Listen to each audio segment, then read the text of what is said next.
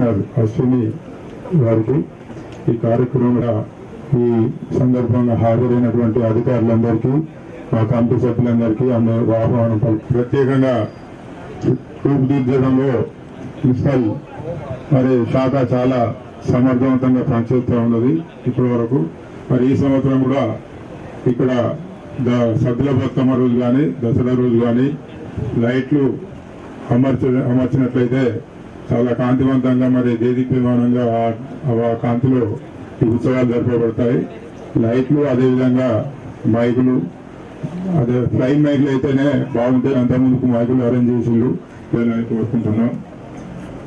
అదేవిధంగా ఈ మనం ఎట్లాగో పోలీస్ సిబ్బందిని పెట్టినా కూడా ఏదో ఒకటి జరిగే అవకాశం ఉంది కాబట్టి అది కూడా ఉంచాల్సిన అవసరం ఉంది. ప్రతి చోట మహిళా పోలీసులను కొంత ఎక్కువ సంఖ్యలో పెట్టండి. ఎందుకంటే మగవాళ్ళని అవుట్ ఆఫ్ ద ఏరియాలో మగవాళ్ళని పెట్టి ఇంటర్నల్ ఏరియాలో ఎక్కువగా మహిళా సిబ్బందిని పెడితే మహిళలకు కూడా కొంచెం కంఫర్టబుల్ గా ఉంటుంది అనేటువంటి విషయాన్ని కూడా ఈ సందర్భంగా నేను విన్నవించుకుంటా ఉన్నాను.